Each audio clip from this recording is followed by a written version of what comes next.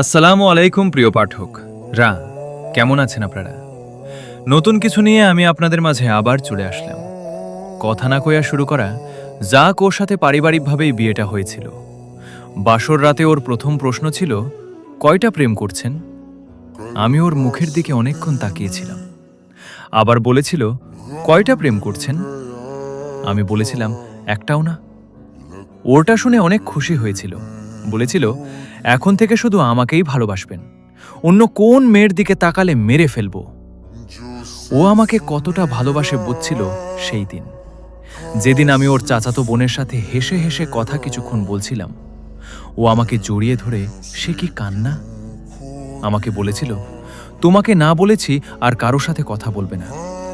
আমি মরে গেলে ইচ্ছে মতো কথা বলো, তখন আর নিষেধ করব না।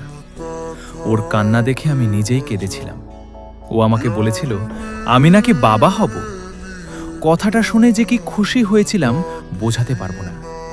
ওকে কোলে করে সারা বাড়ি ঘুরেছিলাম। ও আমাকে বলতো তো, রান্না করার সময় ওকে পিছন থেকে জড়িয়ে না থাকলে নাকি ওর রান্না করতে ইচ্ছে করে না। আমি ওর সব আবদার হাসি মুখে পূরণ করতাম। বড্ড ভালোবাসতাম ওকে, এখনো বাসি। ও আমাকে বলেছিল, আমাকে জড়িয়ে ধরে না ঘুমালে নাকি ওর ঘুমই আসে না। সারা রাত জড়িয়ে ধরে থাকত, তাই কোথাও রাতে থাকতাম না।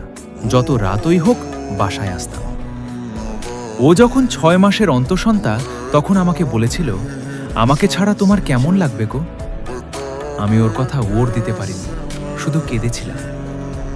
ও আমাকে প্রায় বলতো তো, আমার যদি কিছু হয়ে যায় তুমি আবার আরেকটা বিয়ে করো না, জানো? মরে গিয়েও তোমাকে অন্য কারো হতে দিব না, আমাকে ভুলে যেও না। ওর কথা শুনে কাঁদতাম। ঘুমানোর সময় আমাকে বলতো, আমাকে ছাড়া ঘুমানোর চেষ্টা করো। বলা তো যায় না। আমি ওকে আরো জড়িয়ে শক্ত করে জড়িয়ে ধরতাম। একদিন ওর ব্যথা উঠল, সাথে সাথে ওকে হাসপাতালে নিয়ে গেলাম। ও আমাকে বলেছিল, আমার যদি কিছু হয়ে যায় প্লিজ আমাকে ভুলে যেও না, বড্ড ভালোবাসি তোমাকে। কথাটা শুনে কান্না ধরে রাখতে পারিনি।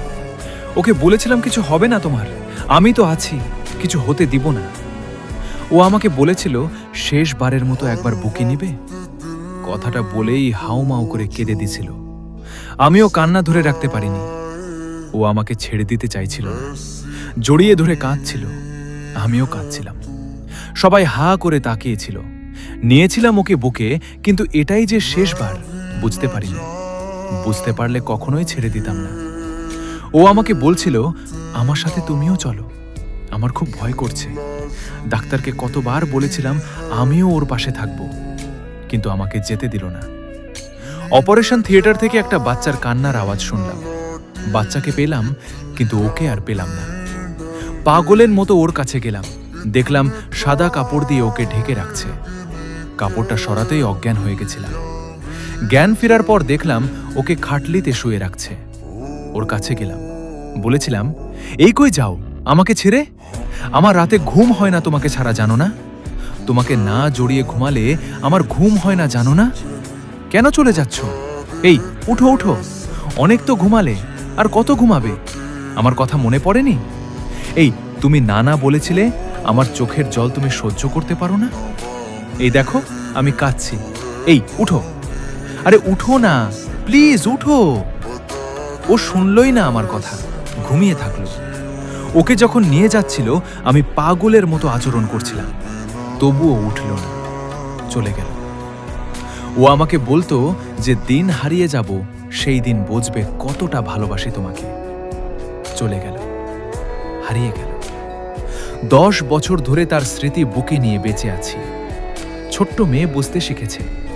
আমাকে বলে, আব্বু আম্মুর জন্য আর কেঁদো না, তোমাকে আর কাঁদতে দিব না বলে চোখের পানি মুছে দেয়। আবার চোখ জলে ভরে ওঠে, আবার মুছে দেয়।